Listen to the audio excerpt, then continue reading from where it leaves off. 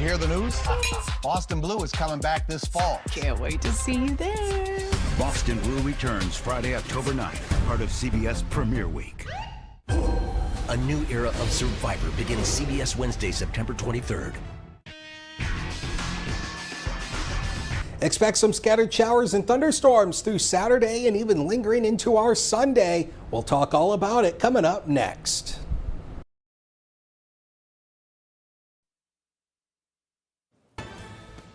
Good evening, everyone. I'm Kevin Hodge. Tonight on your WZMQ 19 News, we'll have some of the biggest headlines that came out of Washington, D.C. this week, plus more details on the petition that aims to keep money out of Michigan politics. And on the ballot in Marquette County, a millage that would further fund support for veterans in the area. Your 19 News at 11 starts now.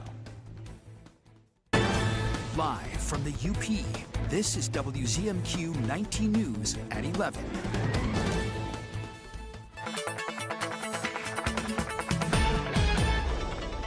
A little bit mild and muggy tonight. Temperatures into the upper 60s to lower 70s across the Upper Peninsula. We'll see a few scattered showers and thunderstorms after midnight tonight.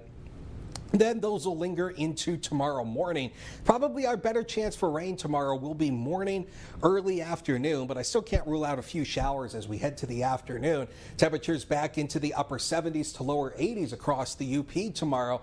But we do have new information about the tornadoes that occurred earlier in the week. We've got details on that, plus your weekend coming up in just a few.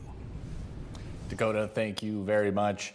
It was a busy week in the nation's capital with lawmakers taking on government spending, defense, Iran, and much more. WZMQ 19 News Washington, D.C. correspondent Brendan Scanlon breaks down the top headlines from this week in Washington.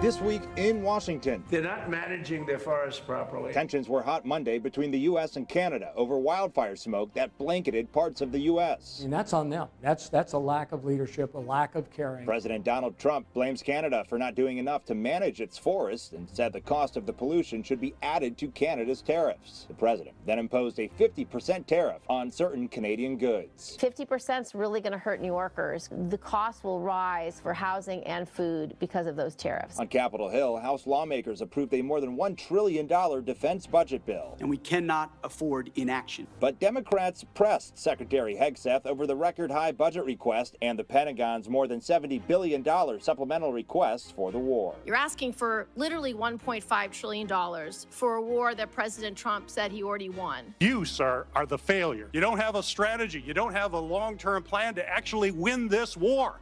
Win the war. During the Senate hearing Tuesday, Pentagon officials said the cost of the war so far is roughly $37.5 billion, but Democrats are skeptical over that estimate. On Wednesday, the House voted to advance a budget blueprint to unlock another Republican reconciliation bill with funding for national defense, farmers, and election security. The House also approved a clean temporary government funding measure to keep the lights on into December, as well as the Stop Insider Trading Act. The bills head to the Senate for consideration. On Thursday, a symbolic vote in the House to limit further military action in Iran without congressional approval. And you've got people in here who say they're fiscal hawks who fold every time. I'm tired of it. You still don't tie the commander-in-chief's hands to do the job to make sure that our troops have the resources necessary to achieve their daily mission. I think that there should be more information shared with Congress, clear objective of the mission. I think the president wanted to get to a diplomatic solution, but you're trying to negotiate with people who have historically and consistently throughout this conflict moved the goalposts every time you got towards the finish line. Next week, the House is out on recess, leaving only senators on Capitol Hill. The Senate has a long list of House-approved legislation to consider before they, too, leave for the remainder of August. That's a look at This Week in Washington. I'm Brendan Scanlon. Back to you. The Michiganders for Money Out of Politics proposal will appear on the November ballot after surviving a lengthy challenge over its petition signatures. For hours, both sides made their case before the Michigan Board of State Canvassers about whether the proposal has enough valid signatures to move forward. Our Michigan Capitol correspondent Sophia Murphy has more on the board's decision. The approval of the Michiganders for Money Out of Politics petition came down to just a handful of signatures. it remains our recommendation that the petition be determined sufficient because we do estimate that it has a sufficient number of valid signatures. Opponents said duplicate signatures and other problems left too much uncertainty to certify the petition. But election staff said they reviewed those challenges, removed additional signatures, and still determined the petition had enough valid names to qualify. And if the 2.5% error rate falls to the negative, then that drops the validity rate to 63.2%, which is below the margin of error. Opponents argued the certification process is flawed, but MOP representatives said the board should stick with the same review process it adopted before the petition drive began, arguing that changing that process during the review would be unfair. The law charges you with the responsibility to canvass these signatures. You did that by way of creating a process built on decades of sampling experience. After hours of testimony, the board voted to place the proposal on the November ballot. Opponents said they still believe the petition fell short of the required number of valid signatures, while supporters said the board followed its established review process. From Michigan's capital, Sophia Murphy, WZMQ 19 News.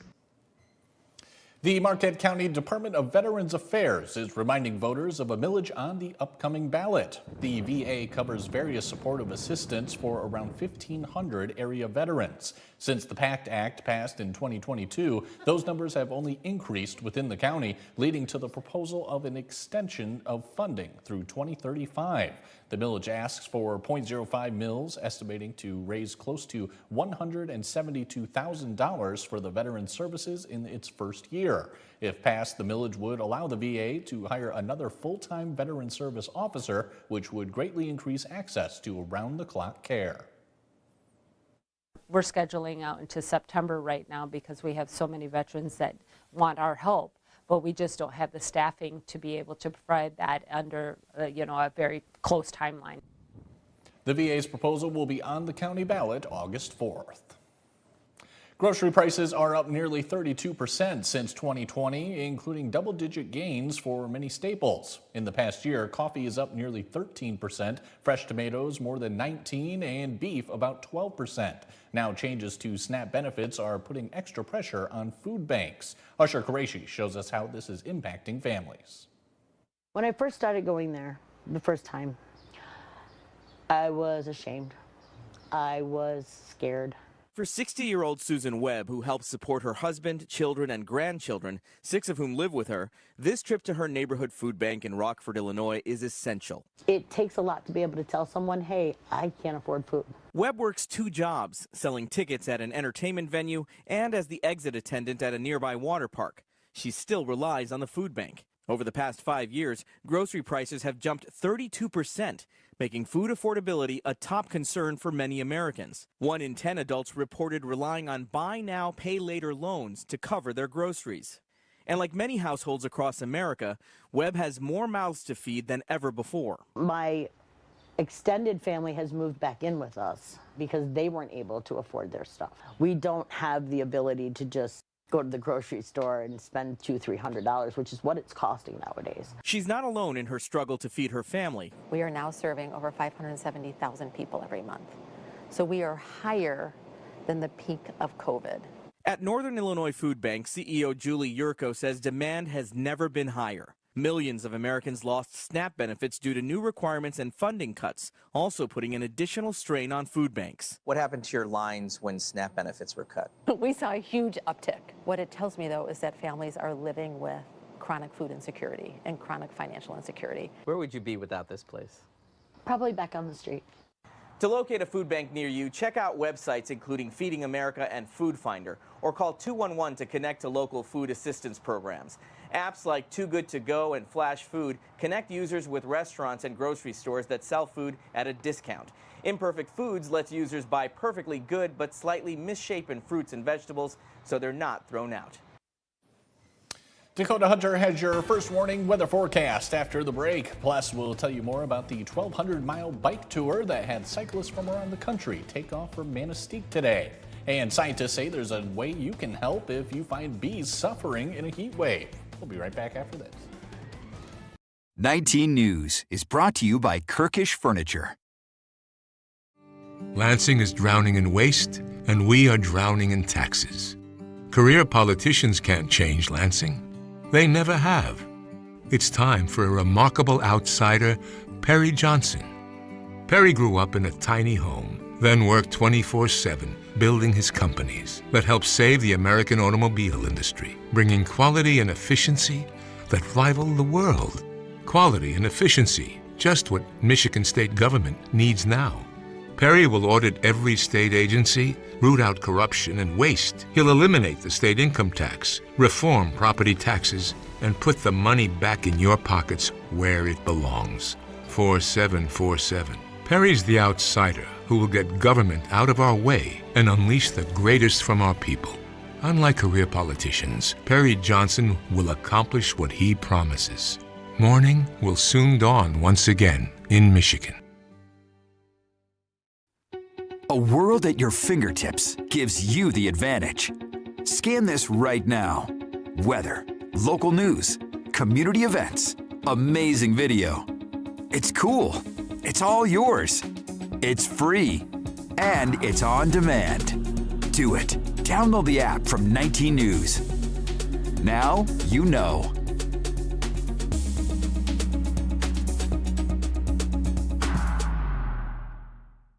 What's bothering Archie? Politics. What the Supreme Court says ain't got nothing to do with the law. How to raise children. Get out of here! Door tap. Goldfish. Come on now, I draw the line on goldfish. See what's bothering Archie on All in the Family. Sundays from 8 to 10 on WZMQ MeTV. Escanaba reporter Lily Simmons on WZMQ 19 News.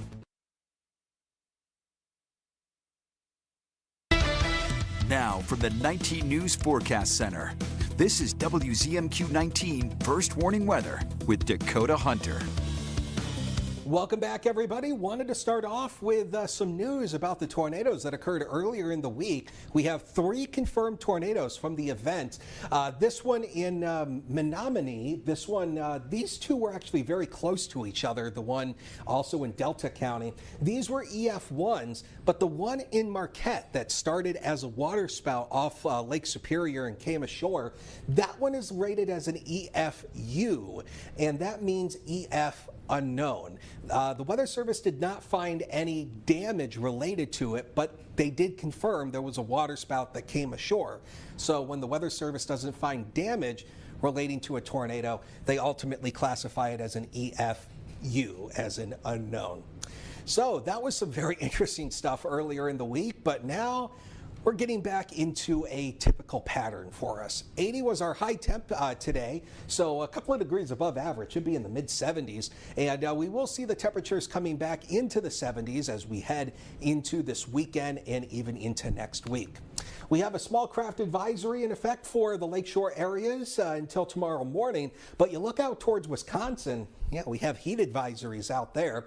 We're not expecting excessively high temperatures this weekend, but it will be slightly above average. And of course, we got to talk about this again. Yeah, we are going to see a little bit of wildfire smoke coming back over the weekend. It is not going to be anywhere near like it was a few weeks ago, okay? So just rest assured it won't be that bad. But some lowered air quality will be likely over the weekend, so especially if you're overly sensitive to the airborne pollutants, you might want to take it easy over the weekend. But we'll all be able to breathe. It's not going to be like it was a few weeks ago. But here's how it looks on future smoke. Again, a lot of the denser smoke, again, stays up towards Canada, so we're not going to see a lot of that. But some hazy skies will be likely as we head through the weekend. Could see maybe a little bit of denser smoke trying to work in as we head through the day tomorrow into the afternoon. But again, air qualities will be decent, but still lowered a little bit, especially for those with respiratory issues. But with the rain, that should help wash any wildfire smoke out of the air, so it won't be quite as bad as it was. And you see we keep the rain chances through the weekend here. Better chance for rain on Saturday. Sunday, the rain kind of tapers off a little bit, but there you see it here. Scattered showers and storms mainly tomorrow morning. Should be sub-severe, but there could be a couple of storms that could misbehave and could cause maybe some damaging winds. So we'll watch that for the morning. But still, I think we should be in good shape here. And then as we head into Sunday, a few scattered showers. But again, not all day rain. So the better weekend day would be Sunday. Still keep your outdoor plans though, but still chance for an isolated shower is still possible. And then here comes more seasonal air through the end of the week as temperatures hit 80 one more time on Thursday. Dakota, thank you again. Today, a group of cyclists set off on a 1,200-mile ride around the Upper Peninsula. Our Escanaba Bureau reporter Lily Simmons tells us where they're headed and why they're riding. Early Friday morning, the 9th annual Tour de Yupe bike tour took off from downtown Manistee. The tradition was started by James Studinger, who wanted to share the beauty of the Upper Peninsula with fellow cycling enthusiasts. I'd come up here to my hometown and I'd go for training rides and I wouldn't see any cars and I wouldn't see any bikes. So I thought if I do a big ride around the perimeter of the UP, it'd raise awareness to the incredible scenic remote biking that you can do up in the Upper Peninsula. The 10-day tour makes stops in cities like Escanaba, Marquette, Houghton, Grand Marais, and St. Ignace, eventually returning to Manistee. We'll hug our way around Little Beatty Knock and end up at the harbor and jump in the lake. Last week's poor air quality conditions from the Canadian wildfires have impacted this year's ride, but it still draws cyclists from across the country. I gave them the option of being able to defer till next year. So we had a number of people that ended up deferring. It's just a tough call. And then today it's gorgeous. So we got Oklahoma people here today, some from Washington State, way over on the west side, I think, today. In addition to being a fun way to see the UP, it's become a method of promoting bike safety. It's been a tremendous advocate for all legal users of the road, looking beyond just traditional vehicles to make sure that everybody has a safe way to get from point A to point B. And over the last 5 years, the bike tour has raised more than $500,000 for UP Lions Serve, which offers support for families facing childhood cancer. A lot of these families didn't know that this resource was available. We've been connecting with these families, and now the families are connecting with other families. And so the network of care has really been expanding. Unfortunately, sometimes kids get these diseases, but fortunately, there's some amazing people to help them out. And that's what Studinger says the Tour de Yupe bike tour is all about, building community and supporting neighbors. At the end of the day, what people remember most are the human connections and really just the humanity of this ride. You know, when you're going through something kind of challenging and tough, it can create tremendous bonds. It's these further connections. That's what I'm most excited about. Reporting in Manistee, Lily Simmons, WZMQ 19 News. Heat waves aren't just hard on people. Researchers say they're putting the beloved bumblebee at risk. Its thick coat helps it thrive in colder weather, but that fuzz can be a burden when temperatures soar. Scientists say if you find a bumblebee struggling in the heat, there's a simple way to give it a boost. Just some sugar that you'd use on breakfast cereal and a bit of water to dissolve it, and then hold that in front of the bee, and if it sticks its proboscis out and drinks from it, that will give it the energy to carry on with what it was doing before. Experts say stick with sugar water and skip the honey, since it can spread viruses between bees. And letting parts of your yard grow wild can give the pollinators more food during hot, dry weather. Mike Ludlam has your Friday night sports highlights after the break. With Scooble on the mound tonight, we'll see if the Tigers were able to take down the Royals in Detroit. We'll be right back. Andersen brand products are #1 in quality, and the Window Store is your local Andersen expert for installation and service of all Andersen windows and doors, from showroom to your home. Andersen Windows and Doors at the Window Store. Closed captioning sponsored by Range Bank of Upper Michigan. Live outside Marquette County? Recycle 906 is worth the drive. We accept cans, cardboard, plastics, and more. Bring it in. Keep the Upper Peninsula clean. See what we accept at recycle906.com. Optimize your home with Maytag and Whirlpool appliances from Kirkish Furniture in Houghton. Maytag and Whirlpool offer best-in-class warranties on durable, state-of-the-art appliances, perfect for your laundry room or kitchen. Available in stock or online, plus free delivery and 0% financing. Join the Women's Federated Clubhouse as they honor early women's clubs. For 100 years, this remarkable organization has helped shape our community. Now you're invited to celebrate that legacy. Join them July 31st and August 1st for an unforgettable centennial featuring a silent film, elegant high tea, live piano, an exquisite silent auction, local history, and more. Discover the stories that built Marquette. Reserve your tickets today at womensfederatedclubhouse.org. Pure Outdoor is the first program dedicated to increasingly popular outdoor and eco sports. Individual and adventurous. Journey to the world's most exotic, breathtaking locations. Pure Outdoor. I'm Sophia Murphy at the Capitol in Lansing, only on WZMQ 19 News. Andersen is the #1 trusted window and door brand. The Window Store is the Upper Peninsula's clear choice for windows and doors. Now that's a perfect fit. From showroom to your home, Andersen Windows and Doors at the Window Store.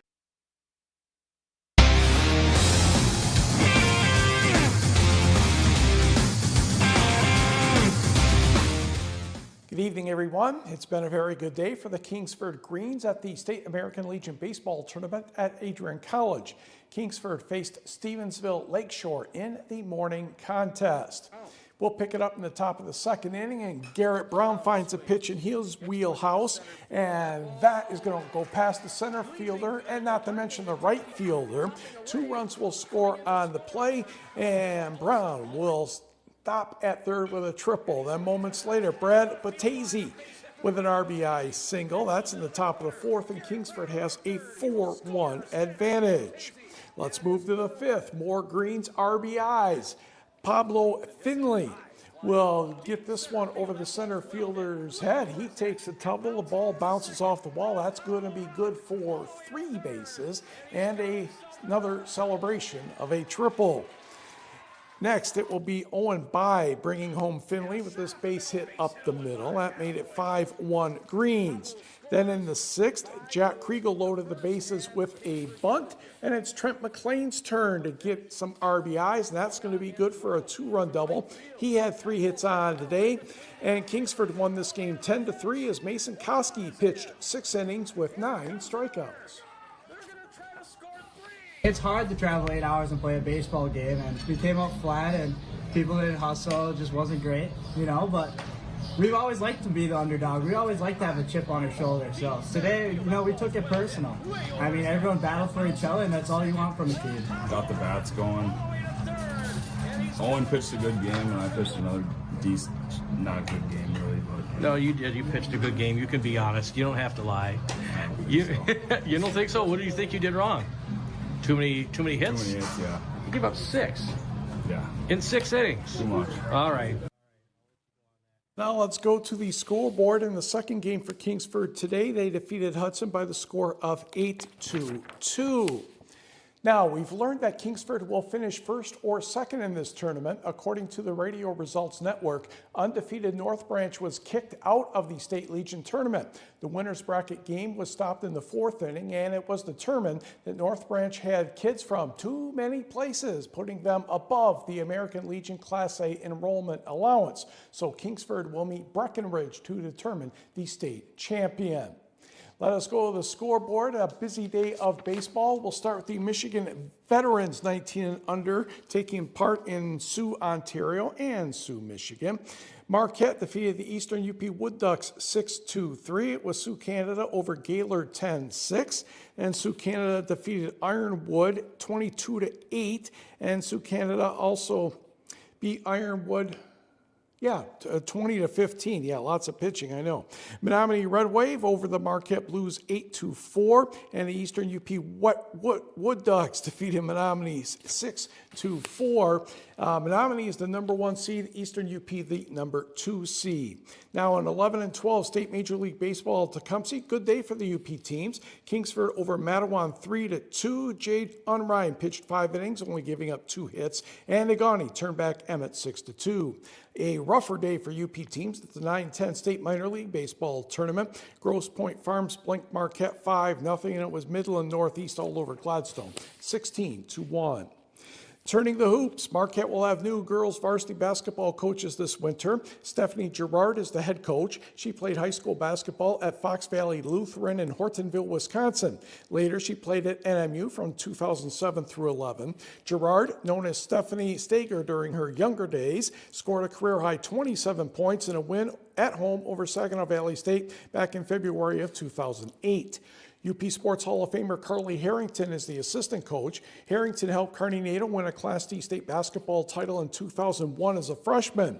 Harrington, known as Carly Benson, in her younger days at the University of Michigan, scored 1,020 points for the Wolverines between 2005 and 2009.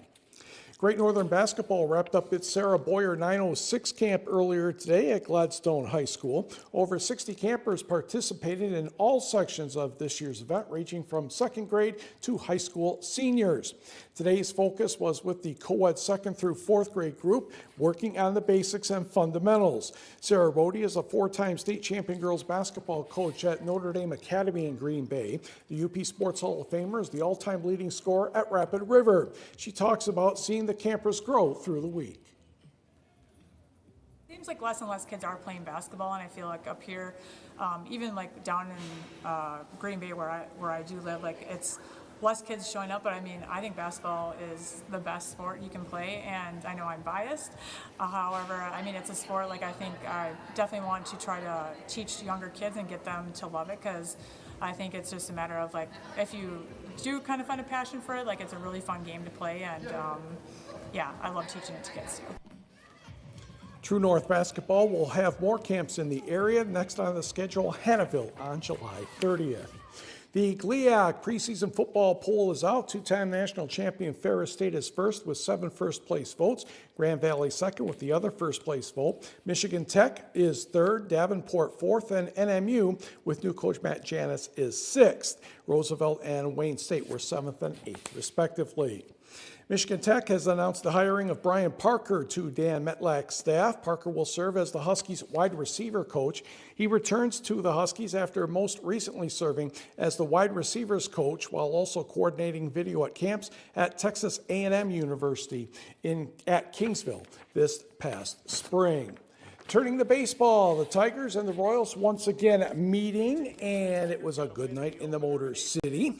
Bottom of the first, bases loaded, nobody out for Riley Green, and this one is deep to left field, and it is caught at the fence by Isaac Collins. Still good enough for a sacrifice fly, and the Tigers have a 1-0 lead as Colt Keith scores. Moments later, how you doing? How you lead with a base hit. Gleyber Torres will slide home safely, and the Tigers are up by a pair. Tarek Scuba allowed 1 run in the 4th inning, but he was rock solid. 12 strikeouts in 7 1/3 innings. He now has 999 punch-outs in his career. Tigers hang on to win this one by the count of 2-1. How about the Brewers? They're hosting the Rockies this weekend, and we will start here in the top of the first. Hunter Goodman will get a line drive to left field. That's going to be a base hit. Cole Carrig would score, and the Rockies take a 2-0 lead.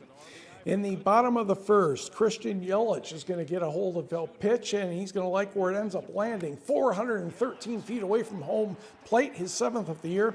Rockies lead still 2-1. However, not good enough. They had a solo homer from Bryce Terang, but Colorado took this one 5-2.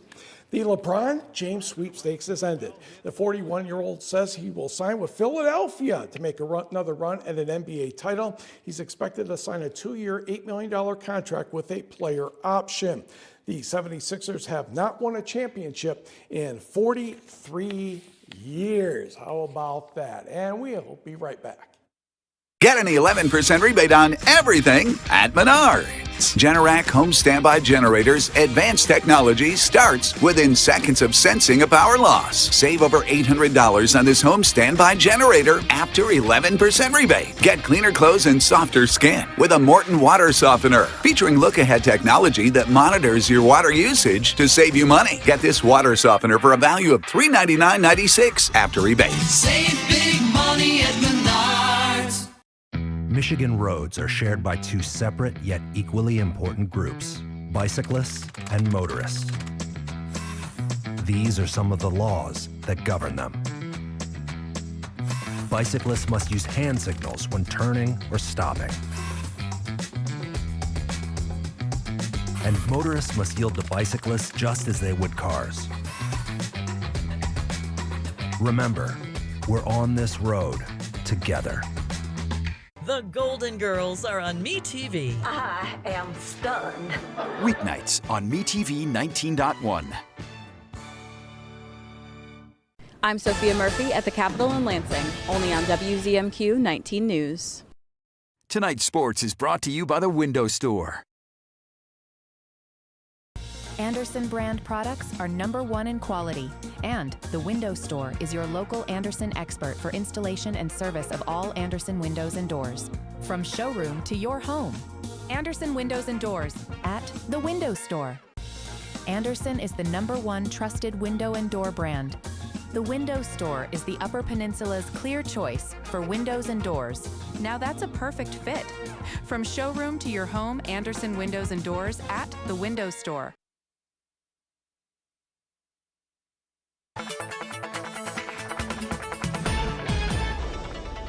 High temps tomorrow into the mid to upper 70s, close to 80, so not quite as warm as it was today, but still slightly above average.